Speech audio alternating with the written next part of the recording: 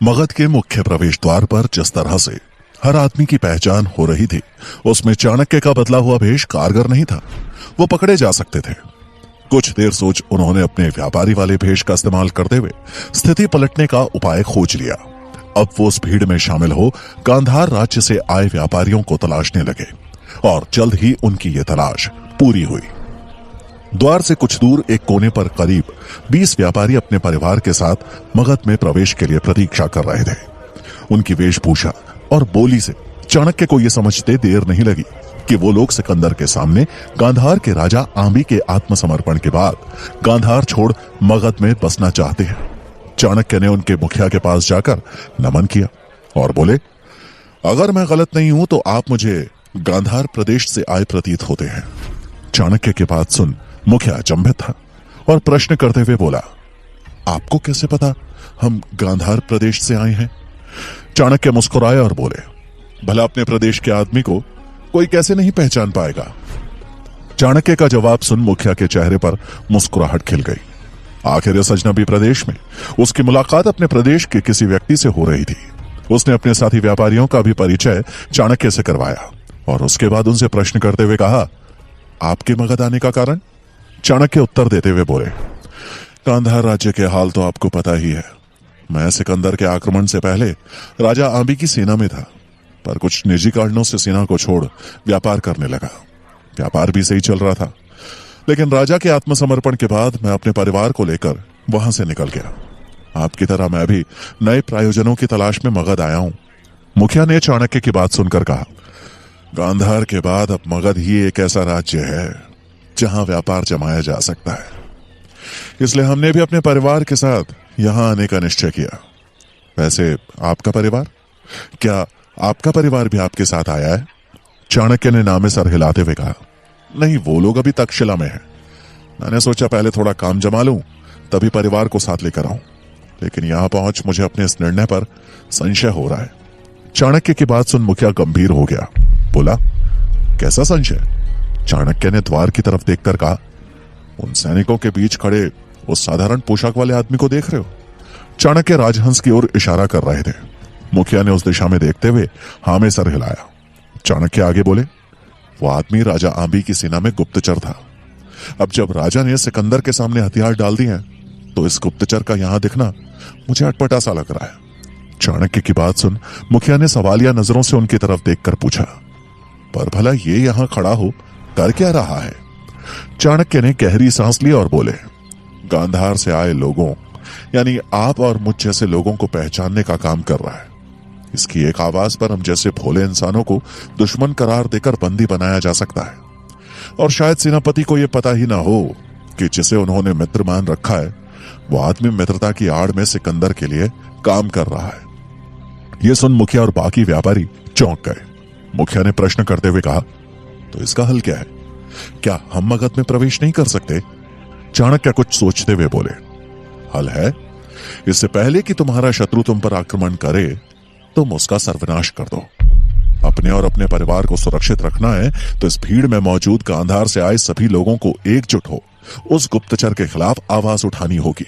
चाणक्य की बात सुन व्यापारियों के चेहरों पर एक उम्मीद की किरण जागी और उन्होंने उस गुप्तचर के खिलाफ सबको एकजुट करने का काम शुरू कर दिया।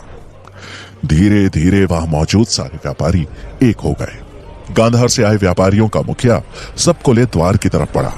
चाणक्य भी उसी भीड़ में थे। द्वार पर पहुंच उन्होंने तलाशी ले रहे सैनिक से राजहंस की तरफ इशारा करते हुए पूछा, यह आपके सैनिकों के बीच सादी वेशभूषा में जो आदमी है, क्या आप जानते हैं ये कौन है? इससे पहले कि वो सैनिक कुछ जवाब देता, सेनापति ने उसकी बात सुन कहा, जो भी हो तुम्हें क्या, वैसे भी प्रश्न पूछना तुम्हारा काम नहीं है। चुपचाप प्रवेश कर जमा करो और तलाशी दो। मुखिया वहीं रुक गया और बोला, तो अब मगध के ये दिन आ गए हैं कि गांधार के गुप्तचर की मदद लेनी पड़ रही है। मुखिया की बात सुन सेनापति चौंक गया। राजहंस को समझ ही नहीं आया कि अचानक ये कौन है जो उस पर उंगलियां उठा रहा है। सेनापति ने तलवार पर अपनी पकड़ मजबूत करते हुए मुखिया से प्रश्न किया, ताबी है, कितना बड़ा इल्जाम लगा रहे हो? क्या प्रमाण है कि एक गुप्तचर है? मुखिया थोड़ा डर गया, लेकिन अपने आप को संभालते हुए बोला, हम गांधार से हैं और इस आदमी को जानते हैं। यह आदमी राजा आंबी का गुप्तचर था। क्षमा कीजिएगा, लेकिन जिस तरह से आप चौंके मुझे लगता है शायद आपको भी इसका अतीत नहीं पता है। तो मुझे यकीन है कि इसने आपसे भी झूठ बोला है और मित्रता की आड़ में सिकंदर के लिए काम कर रहा है। यह सुन राजहंस आगे बढ़ते हुए चिल्लाया, झूठ कह रहा है ये आदमी। मुखिया ने दृढ़ता से जवाब देते हुए कहा, मैं झूठ हो सकता हूं, लेकिन मेरे साथ खड़े ये लोग, क्या हम सब झूठ बोल रहे हैं? तभी सारे व्यापारी एक साथ बोल पड़े, हाँ, ये गुप्तचर था, हम इसे अच्छे से जानते हैं। चाणक्य का यह दाव अपना काम कर गया। इतने लोगों का एक साथ हो राजहंस को गुप्तचर बताना भला कैसे गलत हो सकता था? सेनापति भुजंग ने तुरंत सैनिकों को आदेश देते हुए कहा, बंदी बना लो इसे। सैनिक राजहंस की ओर लपके और उसको तुरंत बंदी बना लिया। राजहंस चिल्लाते हुए बोला, झूठे हैं ये सब चाणक्य का किया धरा है, मेरी मानो, ये सब उसी की चाल है। सेनापति ने राजहंस को गर्दन से पकड़ मुखिया की तरफ इशारा करते हुए कहा, क्या ये चाणक्य है? उसने नामे सर हिलाया। उसके बाद सेनापति ने 4-5 और लोगों की शक्ल दिखाते हुए बोला, क्या इनमें से कोई चाणक्य है? राजहंस का उत्तर अभी भी ना ही था। सेनापति ने गुस्से में उसे धक्का देते हुए कहा, तो कहां है चाणक्य? झूठ बोलता है, ले जाओ इसे और डाल दो कारागार में। अब इससे सच हम उगलवाएंगे। सैनिकों ने राजहंस को पकड़ा और वहां से ले गए। राजहंस का दाव उसी पर उल्टा पड़ गया था। भीड़ में व्यापारी के भेष में खड़े चाणक्य के चेहरे पर एक मुस्कान थी। उनका रास्ता साफ हो गया था और अब वो उन व्यापारियों के साथ मगध में प्रवेश कर गए। मगध में प्रवेश कर चाणक्य पाटलिपुत्र में अपने घर की ओर बढ़ गए। राह में चलते हुए उन्हें यशोधरा की चिंता खाई जा रही थी। उन्होंने अपनी चाल तेज कर दी और कुछ ही देर में वो अपने घर के समीप थे। अब चाणक्य सतर्क हो एक एक कदम नाप तोल के रखने लगे। घर के बाहर पहुंच उन्होंने देखा कि किवाड़ बंद है। चाणक्य को समझ नहीं आया कि आखिर यशोधरा कहां चली गई। उन्होंने मन में उठ रही अनेक आशंकाओं, अनेक सवालों पर रोक लगाते हुए यशोधरा की प्रतीक्षा करना ही सही समझा।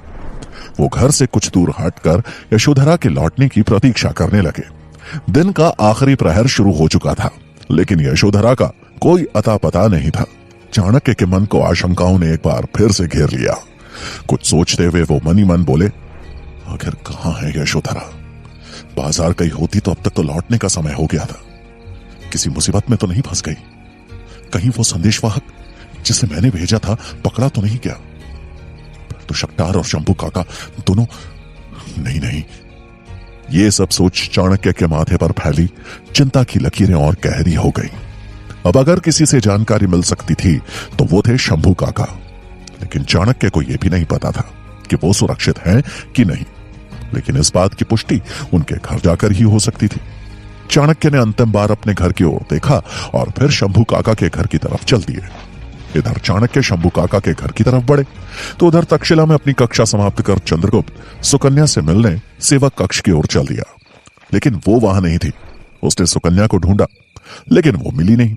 सुकन्या को कहीं ना देख उसने एक सेवक से पूछा, आचार्य चाणक्य का सेवक सुकेतु कहाँ है?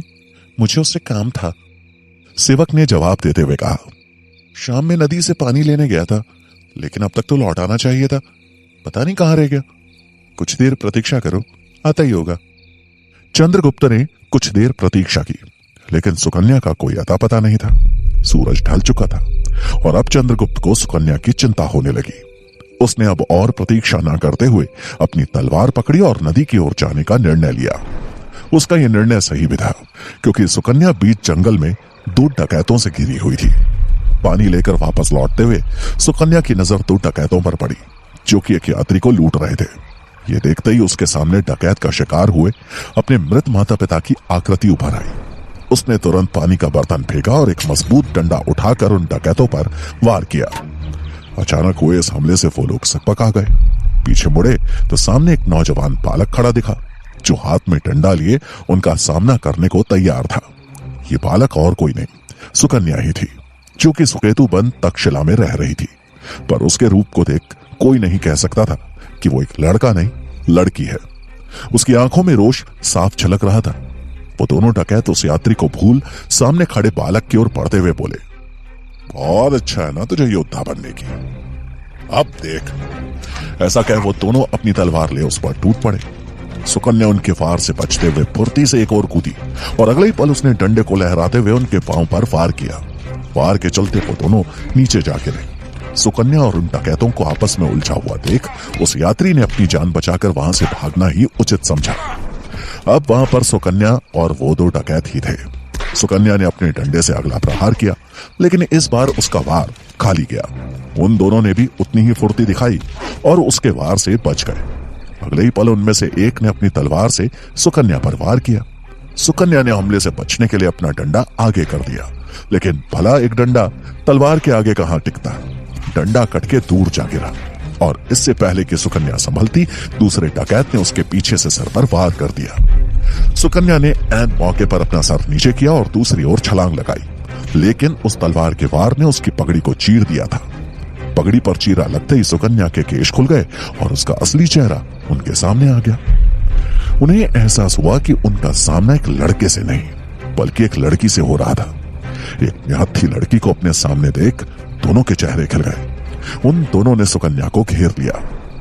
उनमें से एक ने आंखें बड़ी करते हुए कहा, इतनी सुंदर तो हो, फिर क्यों छुपा रखा है ये रंग रूप? ये सुंदरता पहले ही दिखा देती तो उस यात्री को तो हम ऐसे ही छोड़ देते। उनकी बात सुन सुकन्या आंख बबूला हो गई, लेकिन अब वो अकेली और असहाय थी। वो लोग लाल टपकाते हुए सुकन्या की तरफ बढ़े कि तभी सुकन्या के कानों में चंद्रगुप्त की आवाज गूंजी, माटी। आवाज सुन जैसे ही वो डकैत चंद्रगुप्त की तरफ मुड़े, सुकन्या को चंद्रगुप्त के शब्द का इशारा समझ आ गया। उसने तुरंत उन दोनों की आंखों में मिट्टी उछाल दी। उन डकैतों को संभलने का मौका नहीं मिला। उनके हाथों से तलवार छूट गई और वो लोग आंखों को उंगलियों से मसलते हुए इधर उधर भटकने लगे। मौका देख चंद्रगुप्त ने अपनी तलवार की मूठ से दोनों के सिर पर जोर का प्रहार किया और अगले ही पल दोनों डकैत मूर्छित हो जमीन पर थे। चंद्रगुप्त तुरंत सुकन्या की ओर बढ़ा और बोला, तुम ठीक तो हो? चंद्रगुप्त को सामने देख जैसे सुकन्या के अंदर एक नई ऊर्जा का संचार हो गया। उसने चंद्रगुप्त का धन्यवाद करते हुए कहा, अगर तुम नहीं आते तो पता नहीं ये डकैत मेरे साथ। ऐसा कहते कहते सुकन्या रुक गई, उसकी आंखें नम हो गई। चंद्रगुप्त ने उसे सहारा देते हुए ऊपर उठाया और बोला, कुछ नहीं होता तुम्हें, याद रखना तुम एक योद्धा हो और योद्धा अपने लक्ष्य तक पहुंचने से पहले हार नहीं मानते।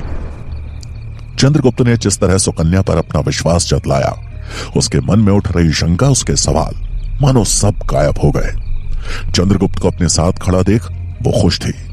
उसे ऐसा लग रहा था कि मानो एक पल में उसका खोया आत्मविश्वास लौट आया हो। उसके बाद उसने तक्षशिला की तरफ बढ़ते हुए चंद्रगुप्त को पूरी घटना विस्तार से सुनाई। तक्षशिला आने वाला था कि चंद्रगुप्त ने सुकन्या के खुले केश देखकर कहा, सुकन्या, तुम्हारे सुकेतु बनने का समय आ गया है। और ऐसा कह चंद्रगुप्त ने अपनी पगड़ी खोलकर उसकी तरफ बढ़ा दी। सुकन्या ने उसके हाथ से पगड़ी का कपड़ा लिया और उन दोनों की खिलखिलाती हंसी उस वातावरण में गूंज उठी।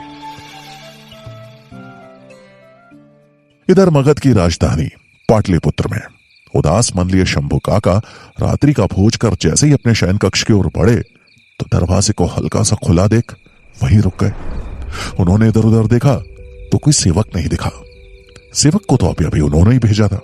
उनके मस्तिष्क में अमात्य द्वारा नकली प्रमाण प्रस्तुत कर रक्षा मंत्री शक्टार को राजद्रोही घोषित कर बंदी बनाए जाने के दृश्य कौंध गए। उनकी सांसें तेज हो गई। उन्हें आभास होने लगा कि अब उनका भी समय आ चुका है।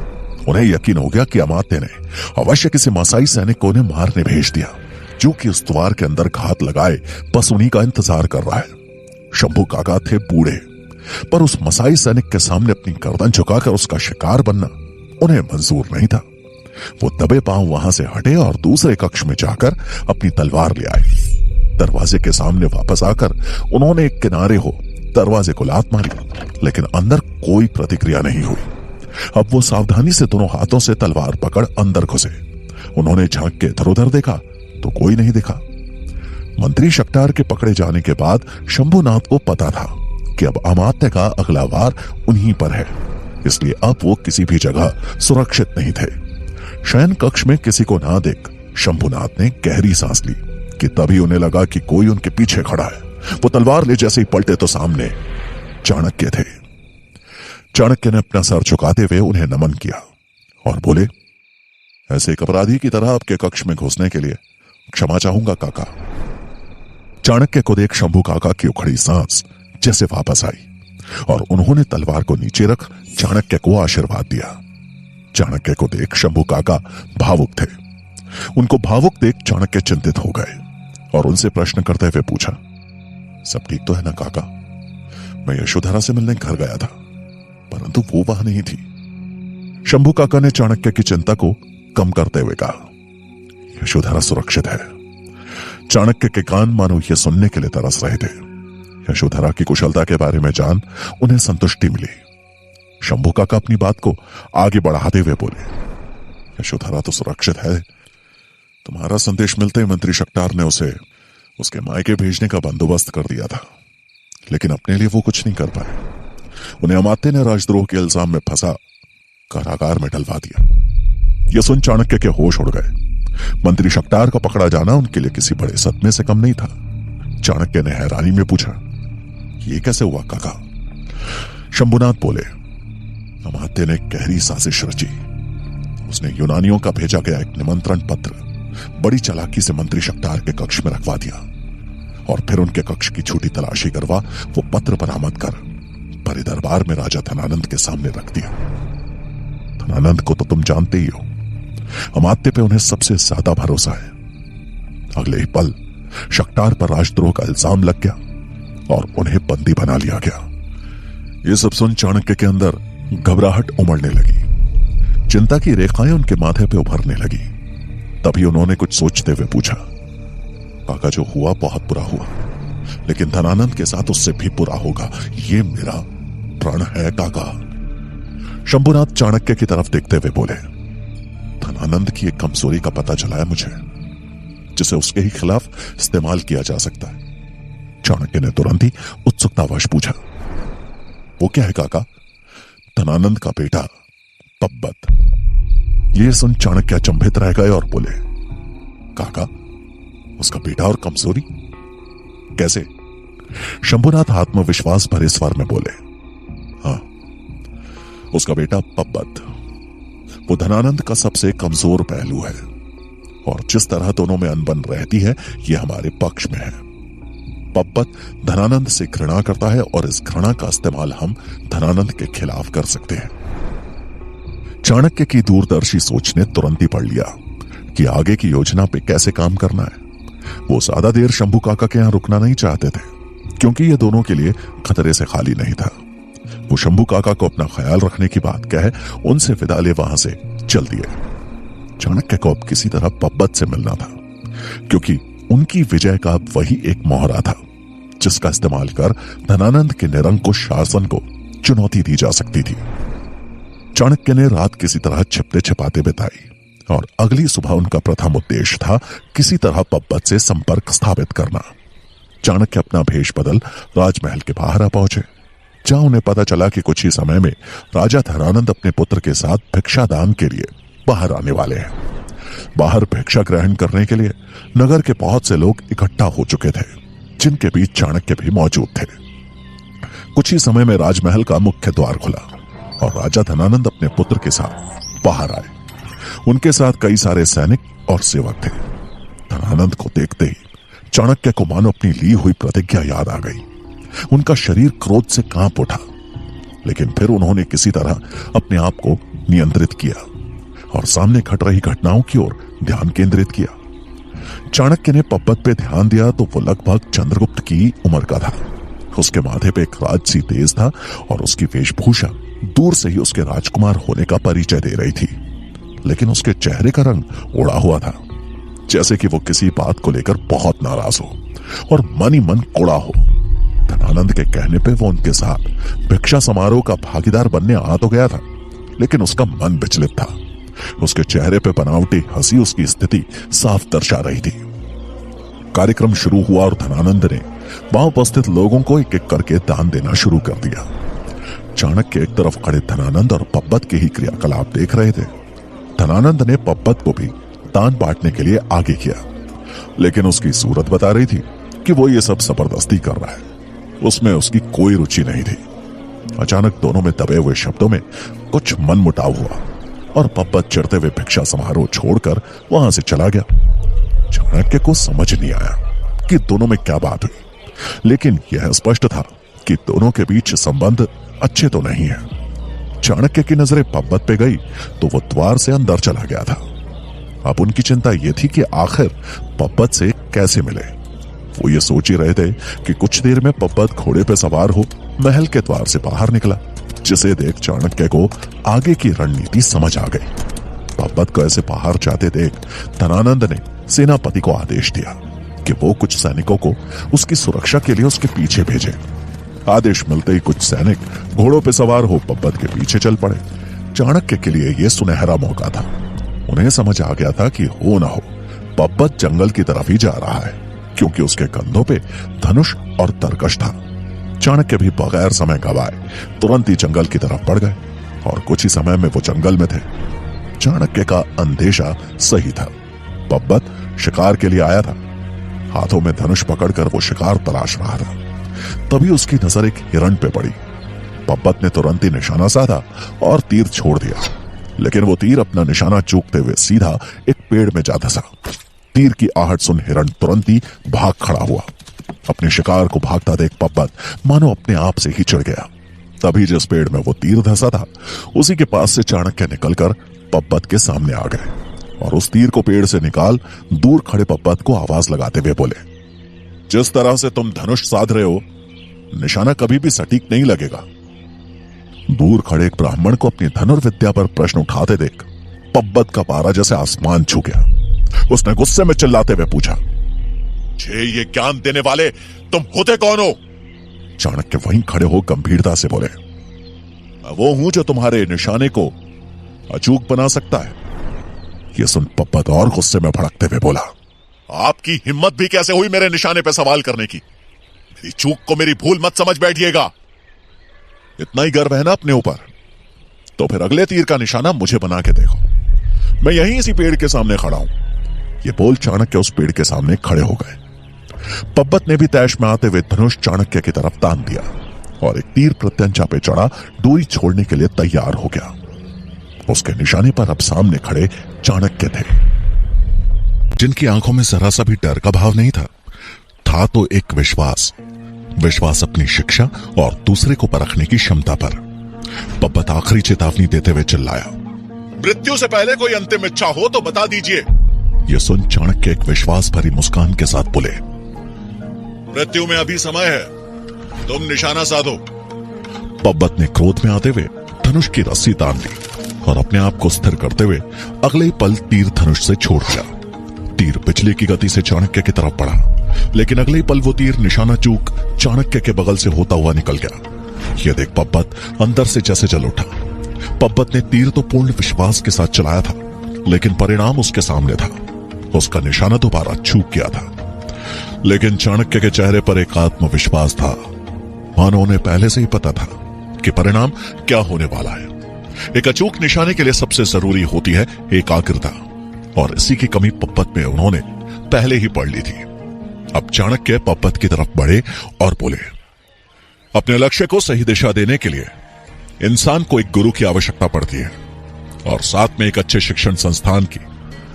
तुम चाहो तो तुम्हें दोनों मिल सकते हैं। पब्बत उनकी यह बात सुन के असमंजस में पड़ गया कि आखिर वो बोल क्या रहे थे। वो क्रोध भरे स्वर में ही बोला, आप होते कौन है मुझे ज्ञान का पाठ पढ़ाने वाले? तीर का निशाना चूका है, लेकिन तलवार का नहीं चूकेगा। चाणक्य उसके पास आत्मविश्वास के साथ बोले, क्या आप उसे भी परखना चाहते हो? चाणक्य का यह आत्मविश्वास देख पब्बत का दम थोड़ा डगमगा गया। चाणक्य ने यह भांप लिया और अपनी बात को आगे बढ़ाते हुए बोले, मेरा नाम चाणक्य है और मैं तक्षशिला में आचार्य हूं। नाम सुनते ही पब्बत को याद आ गया कि उसके सामने कोई और नहीं बल्कि मगध और उसके पिता का शत्रु खड़ा था। लेकिन इससे पहले कि वो कुछ बोलता, चाणक्य ने अपनी बात को आगे बढ़ाते हुए कहा, मगध की गद्दी पर तो तुम्हारा ही अधिकार है, लेकिन मुझे तुम में संपूर्ण भारत का सम्राट दिखता है। अब चयन तुम्हें करना है, अपने पिता की तरह केवल मगध के राजा बनना चाहते हो या संपूर्ण भारत का सम्राट? चाणक्य के मुख पर झलक रहे विश्वास का तो तोड़ नहीं था, लेकिन पब्बत ने अपना क्रोधित रूप बनाए हुए ही प्रश्न किया, तो आज मगध और मेरे पिता का शत्रु ही मुझे सम्राट बनने के सपने दिखा रहा है? यह तो ज्ञात है ना कि मैं कौन हूं? पब्बत से मानो यह अपेक्षित था। चाणक्य उसका प्रश्न सुन दृढ़ता से बोले, अच्छे से पता है कि किसके सामने खड़ा हूं। उस भावी राजा के सामने जिसने मुझे शत्रु बताते हुए पिता से पहले मगध का नाम लिया। लेकिन एक बात स्पष्ट करना चाहता हूं, मेरी शत्रुता मगध से नहीं, राजा धनानंद के निरंकुश शासन से है। और तुम्हारा एक व्यक्ति के ऊपर राज्य को रखना ही तुम्हारे उज्जवल भविष्य का प्रमाण है। चाणक्य की बात सुन पब्बत को यह तो एहसास होने लगा कि उसके सामने उसके पिता को चुनौती देने वाला कोई नाकारा दरिद्र ब्राह्मण नहीं, बल्कि एक ऐसा सुलझा आदमी था जिसकी हर बात में उसका लक्ष्य और अनुभव झलक रहा था। पब्बत उनको आंख ही रहा था कि तभी एक तरफ से घोड़ों के टाप की आवाज सुनाई दी।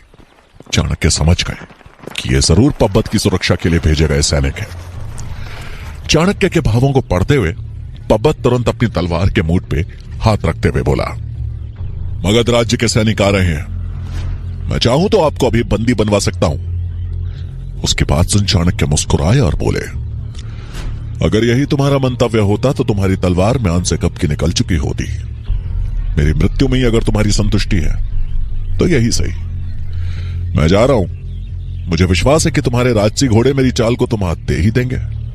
ऐसा कहकर चाणक्य निकलने लगे। तभी पब्बत ने कुछ सोचते हुए हड़बड़ाहट में कहा, आप मुझसे आज रात्रि जलमहल में आकर मिलिए। चाणक्य का दाव सही पड़ गया था और एक हल्की मुस्कुराहट के साथ वो तुरंत ही एक साई की तरह वहां से गायब हो गए। जहां चाणक्य धनानंद की सत्ता उखाड़ फेंकने के लिए उसकी सबसे बड़ी कमजोरी को अपने पक्ष में करने में लगे थे, वहीं चंद्रगुप्त के लिए तक्षशिला में अपना स्थान बनाना हर बीतते क्षण के साथ मुश्किल होता जा रहा था। चंद्रगुप्त की आज की कक्षा के शिक्षक थे आचार्य गजानन। जब चंद्रगुप्त ने कक्षा में प्रवेश किया तो देखा कि आचार्य गजानन पहले से ही कक्षा में उपस्थित है। चंद्रगुप्त अन्य विद्यार्थियों के साथ जाकर बैठ गया। चंद्रगुप्त को देख आचार्य गजानन की त्योरियां चढ़ गई, लेकिन फिर कुछ सोच वो मुस्कुरा उठे। उनकी मुस्कुराहट देख चंद्रगुप्त समझ गया था कि आचार्य गजानन उसे आसानी से शिक्षा ग्रहण नहीं करने देंगे। आचार्य गजानन वनस्पति विज्ञान के शिक्षक थे। उन्होंने पाठ आरंभ करने से पहले चंद्रगुप्त और अन्य दो नए विद्यार्थियों को अपने पास बुलाया। आचार्य गजानन के बुलाने पर चंद्रगुप्त घबरा गया, क्योंकि वह अच्छी तरह जानता था कि आचार्य उसे पसंद नहीं करते, लेकिन वो उसके गुरु थे और उनकी आज्ञा मानना उसका धर्म था। आखिरकार वो अपने स्थान से उठा और डरते डरते आचार्य के पास पहुंचा।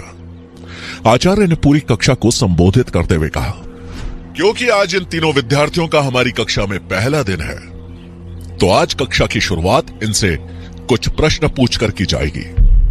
इतना कहकर आचार्य ने एक सुंदर सा जसवंती के फूल का पौधा सबके सामने रखा और फिर चंद्रगुप्त और उन दोनों लड़कों को देखकर बोले, इस पौधे को देखकर इसके बारे में पूरी कक्षा को बताओ। चंद्रगुप्त ने देखा कि उस छोटे से पौधे में जसवंती के 2-4 फूल खिले हुए थे, जिस कारण देखने में वो पौधा प्यारा लग रहा था।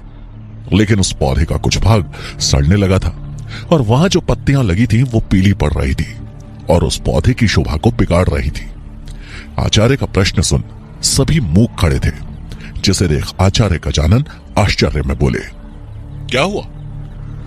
तुम तीनों को इस पौधे के संबंध में कोई जानकारी नहीं?